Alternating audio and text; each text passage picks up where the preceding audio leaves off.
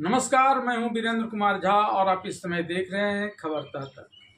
खबर तह तक पर दिखाई जाने वाले सुपरहिट फिल्मों की कहानियों की श्रृंखला की अगली कड़ी के रूप में मैं जिस फिल्म की कहानी को लेकर आप सबके समक्ष उपस्थित हो रहा हूं, वह फिल्म है आज़ाद।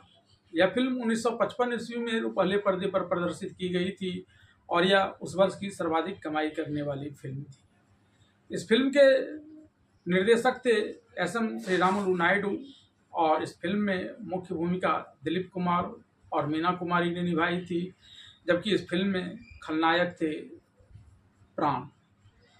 इस फिल्म में ओम प्रकाश, अचला सहदेव आदि कलाकारों ने सहायक की भूमिका निभाई थी।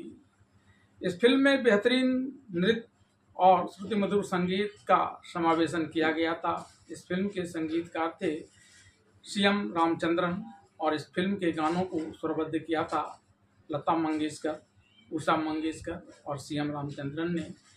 इस फिल्म का गाना ना बोले ना बोले ना बोले रे, घूंघट का पट ना खोले रे, राधा ना बोले ना बोले ना बोले रे, उस बार की सबसे चर्चित गाने में शुमार थी।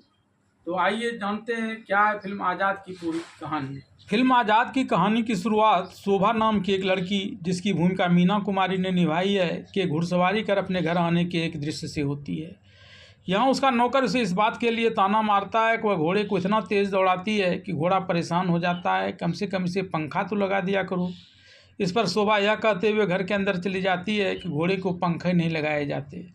घर जाने पर जब उसकी पालक माँ शांता, जिसकी भूमिका अचला सहदेव ने निभाई है, शोभा को इस नए घोड़े की घुड़सवारी नहीं करने की हिदायत देती है, तब शोभा यह कहते हुए वहाँ से चली जाती है, घोड़ा चाहे नया हो लेकिन यह तो पुरानी घुड़सवार है। तभी नौकर आकर कहता है कि मालिक चरणदास, जिसकी भूमिका बद्री ने निभाई है, शोभा के लिए वर ढूंढने जा रहे हैं। यह सुनकर शोभा अपनी पालक माँ शांता से कहती है कि वह खुद ही अपना वर ढूंढ लेगी। तब चरणदास आकर कहते हैं कि उसे तो शोभा का वर ढूंढने के लिए जाना ही होगा। इस पर शांता कहती है कि अपना बेटा कुमार यहाँ होता तो शांता की शादी उसी से कर देते, लेकिन उसे तो गायब हुए वर्षों बीत गए हैं। फिर वह शोभा से कहते हैं कि लड़का ढूंढना उनका काम है और उसे वर के रूप में पसंद करना या ना करना तुम्हारा। फिर वे शांता से यह कहकर शोभा के लिए वर ढूंढने चले जाते हैं कि उसके दोस्त केदारनाथ ने मरने वक्त शोभा को इसे सौंप दिया था, इसलिए इसकी सारी जिम्मेदारी तो उसे ही निभानी पड़ेगी, जिसे वह निभा भी रहा है। सुंदर, जिसकी भूमिका प्राण ने निभाई है, वह शोभा के रूप से आकर्षित होकर उसे पाना चाहता है, लेकिन शोभा उसे नहीं चाहती है। इस पर वह अपने करिंदा को शोभा को जबरन अपने पास लाने के लिए कहता है। सुंदर ने एक लड़की जानकी, जिसकी भूमिका सम्मी ने निभाई है, उसे शादी का झांसा देकर फंसा लेता है और यहाँ आकर उसके साथ दुर्व्यवहार करता है। जब वह सुंदर को अपने शागिर्दों से यह कहते हुए सुनती है कि शोभा को जबरन मेरे पास लाओ और मैं उसे अपनी पत्नी बनाना चाहता हूँ, तो वह शोभा की माँ के पास आकर अपना दुखड़ा रोती है। तब शोभा उसे भरोसा देती है कि उसकी मदद करेगी ताकि सुंदर उसे अपनी पत्नी के रूप में अच्छी तरह से रख सके। इस बीच मोतीलाल, जिसकी भूमिका ओम प्रकाश ने निभाई है, वह वहाँ का हेड कांस्टेबल बनकर आता है और अपने मातहत पुलिस को आज़ाद नाम के अपराधी को पकड़ने के लिए कहता है। तब वह कहता है कि आज़ाद का तो कोई पता नहीं, अगर उसे पता चलेगा तो मैं उसे ढूंढने आया हूँ तो वह मेरी जान ही ले लेगा, मेरे बच्चे अनाथ हो जाएंगे। एक दिन सुंदर का करिंदा रात में धोखे से शोभा के नौकर को बाहर बुला लेता है और बाहर से सारे कमरे और मुख्य दरवाजे को बंद कर शोभा के कमरे में चला जाता है और ज़बरदस्ती उसे लेकर सुंदर के ठिकाने पर जाने लगता है। लेकिन रास्ते में आज़ाद, जिसकी भूमिका दिलीप कुमार ने निभाई है, का आदमी सुंदर के कारिंदा से शोभा को बचा लेता है और उसे आज़ाद के अड्डे पर पहुंचा देता है। आज़ाद दरअसल शोभा के पालक पिता और माता का पुत्र कुमार है, इसलिए वह शोभा को पहचान लेता है, लेकिन शोभा लंबे समय से उसके गायब रहने के कारण उसे नहीं पहचान पाती है। लेकिन वह आज़ाद की बात का बुरा भी नहीं मानती है। हालांकि शुरू में उसने आज़ाद पर यह लांछन लगाया कि जानबूझकर एक योजना के तहत उसने सुंदर के आदमियों से बचाकर इसे यहाँ लाने का प्रयास किया है, लेकिन बाद में उसे यह महसूस होता है कि आज़ाद का इरादा बुरा नहीं है, उसने सुंदर के गिरफ्त से उसे बचाया ही है। तब धीरे धीरे वह भी सुंदर से आज़ाद से प्यार करने लगती है, क्योंकि आज़ाद उसे घर पहुंचाने का वचन देता है। और कुछ दिन अभी उसे अपने पास रहने के लिए कहता है, क्योंकि अभी रास्ते में सुंदर के आदमी से उसे खतरा हो सकता है। शोभा के पिता जब वापस घर लौटते हैं तो यहाँ शोभा को नहीं पाकर परेशान हो जाते हैं और मामला पुलिस में पहुँचा देते हैं। पुलिस जगह जगह तलाश करती है, लेकिन उसे सुंदर के आदमी के पास से सोने का एक लॉकेट के अलावा कुछ नहीं मिलता है। पुलिस इस लॉकेट को शोभा के पालक पिता को दिखाता है तो वैसे शोभा का लॉकेट बताते हैं।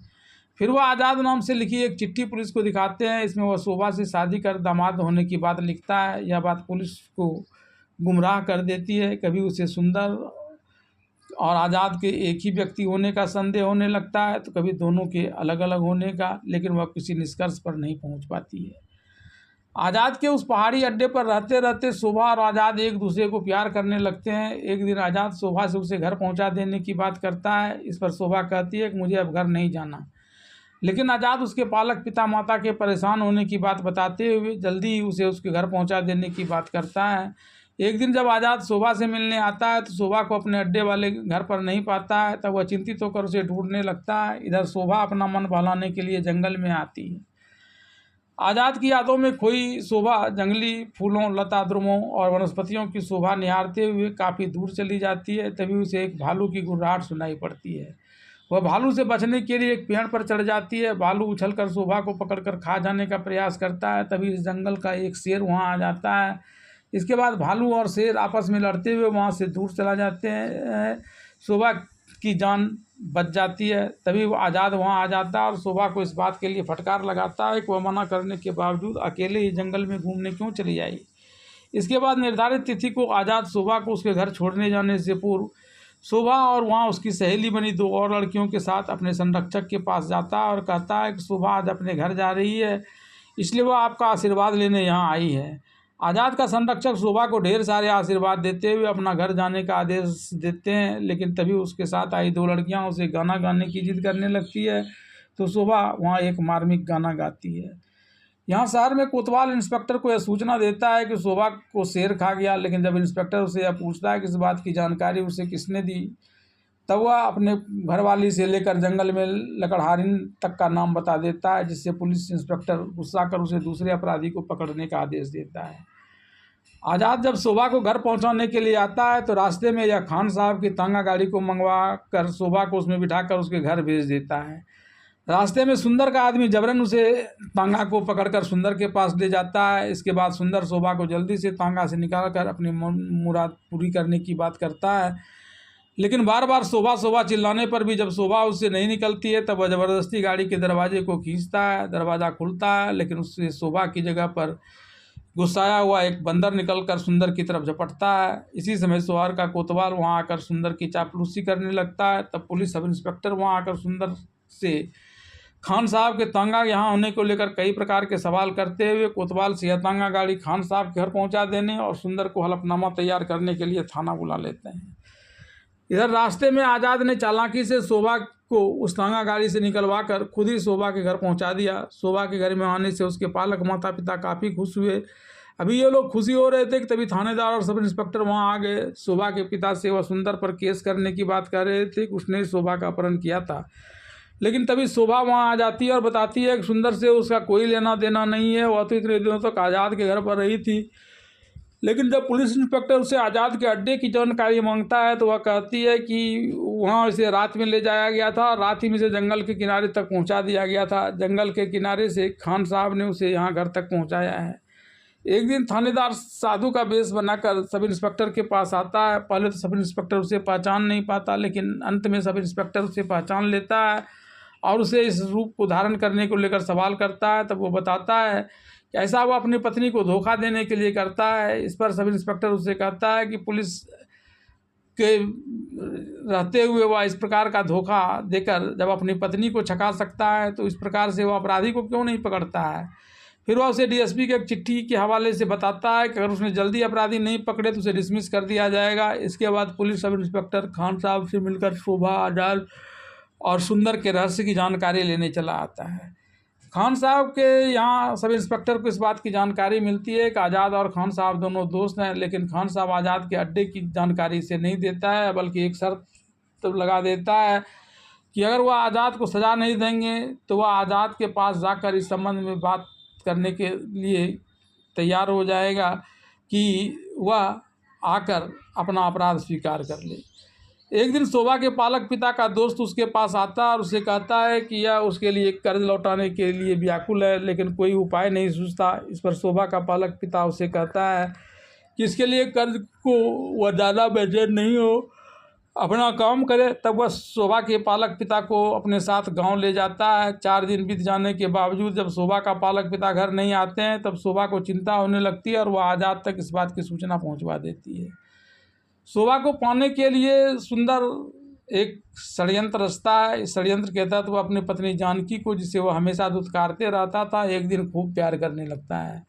सुंदर के इस व्यवहार को देखकर उसकी पत्नी जानकी निहाल हो जाती है और सुंदर उसकी मासूमियत का लाभ उठाते हुए पुलिस सब इंस्पेक्टर के नाम से लिखी खुद की चिट्ठी जानकी को देता है और शोभा के पास भेजता है, क्योंकि उसमें यह लिखा हुआ है कि वह जल्दी से यहाँ आए तो उसके पिता की जान बच सकती है। वह शोभा के घर चली जाती है कि ताकि शोभा यहाँ आए और अपने पिता को मुक्त करवा ले। भोली भाली जानकी उसके षड्यंत्र को समझ नहीं पाती है और शोभा के पास जाकर उसे चिट्ठी देकर खुद अपने साथ अपने घर ले आती है। यहाँ सुंदर पहले बहाना बनाकर अपनी पत्नी जानकी को दूसरे कमरे में भेज देता है और शोभा के साथ ज़बरदस्ती करने लगता है। शोभा की चिल्लाहट सुनकर जब उसकी पत्नी जानकी वहाँ आकर इसका विरोध करती है तो सुंदर गला घोंटकर उसकी जान ले लेता है। इसके बाद जैसे ही वह शोभा से ज़बरदस्ती करने लगता है, तभी वहाँ एक सनसनाती हुई कटार आती है और उसके साथ ही आज़ाद वहाँ आ जाता है। सुंदर और तब आज़ाद का परिचय पूछता है। आज़ाद अपना परिचय देते हुए बताता है कि वह उसके जैसे लोगों के लिए काल है। इसके बाद सुंदर और आज़ाद के बीच जमकर लड़ाई होने लगती है, जिसके अंत में आज़ाद सुंदर को परास्त कर शोभा के साथ वहाँ से चला जाता है।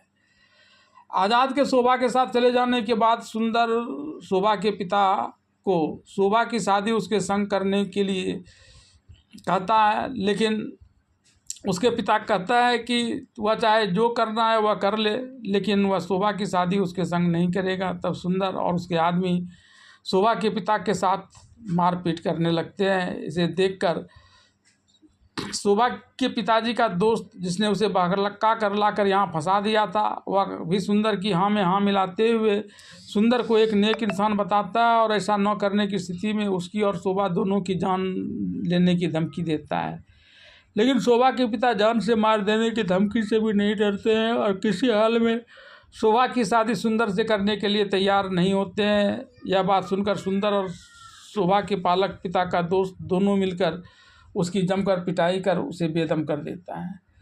इस बीच खान साहब पुलिस सब इंस्पेक्टर के पास आते हैं। शोभा के पिता के गायब होने की बात बताते हुए उन्हें पुलिस की टुकड़ी के साथ अपने पीछे आने के लिए कहते हैं। खान साहब वहां से सुंदर के बंगले पर आते हैं। सुंदर को चकमा देने के लिए पुलिस को सुंदर के मेन गेट के पास खड़ा रहने के लिए कहकर खान साहब पिछवाड़े के रास्ते से चढ़कर सुंदर के घर में प्रवेश करते हैं और मेन गेट खोल देते हैं, जिससे पुलिस भी अंदर प्रवेश कर जाती है। खान साहब जब आगे बढ़ रहे होते हैं तभी वहाँ एक कमरे में किसी की किराने की आवाज़ आती है। तब खान साहब उस कमरे को खोलते हैं तो वहाँ देखते हैं कि शोभा के पालक पिता चरणदास काफ़ी घायल अवस्था में पड़ा हुआ है। खान साहब जब शोभा के पिता को वहाँ से उठाकर लाने लगते हैं तभी सुंदर और उसके आदमी उस पर हमला बोल देते हैं। तभी पुलिस सब इंस्पेक्टर अपने पुलिस के साथ वहाँ आ जाता है और सुंदर तथा उसके आदमी को गिरफ्तार कर थाना ले जाता है। शोभा के पालक पिता और शोभा के बयान पर पुलिस सब इंस्पेक्टर सुंदर पर शोभा तथा इसके पालक पिता के अपहरण तथा अपनी पत्नी जानकी की हत्या के आरोप में मुकदमा दर्ज कर सुंदर और उसके साथी को हवालात में बंद करवा देता है।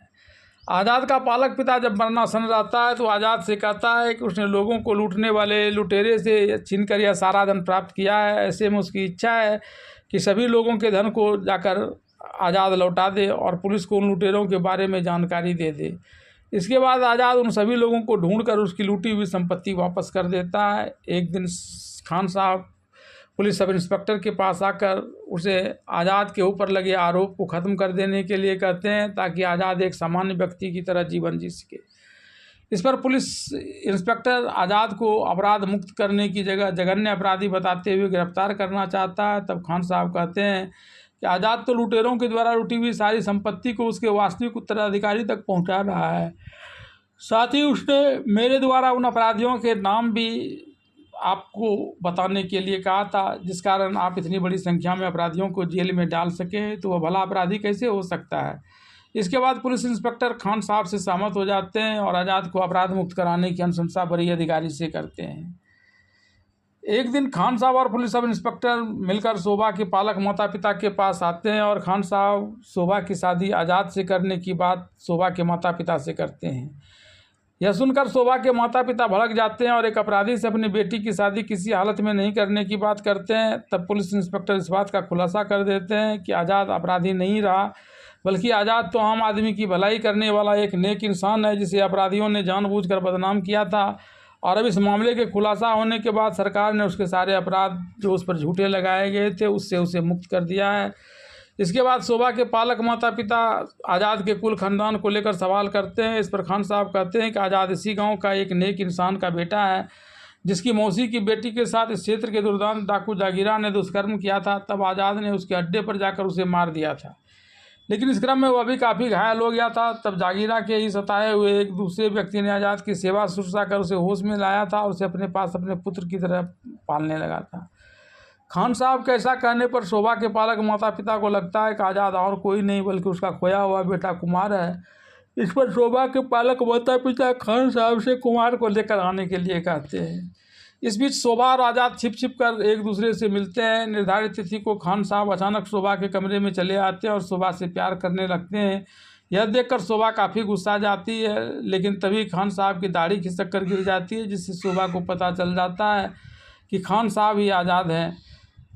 खान साहब को अपनी बेटी शोभा के साथ प्यार करते देख शोभा की माँ काफ़ी गुस्सा जाती है और उसे भला बुरा कहने लगती है। तभी पुलिस इंस्पेक्टर भी वहाँ जाते हैं।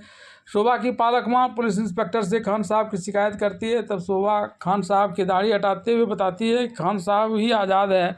इस पर शोभा की माँ कुमार से कहती है कि तुम मेरे बेटे हो और यहीं पास में रहते थे, लेकिन हम लोगों को भनक तक नहीं लगने दी थी। इसके बाद खान साहब यानी आज़ाद अपनी माँ और पिता का चरण स्पर्श करते हैं। फिर आज़ाद की शादी शोभा के साथ हो जाती है। इस दृश्य के साथ ही फिल्म आज़ाद की कहानी यहीं समाप्त हो जाती है।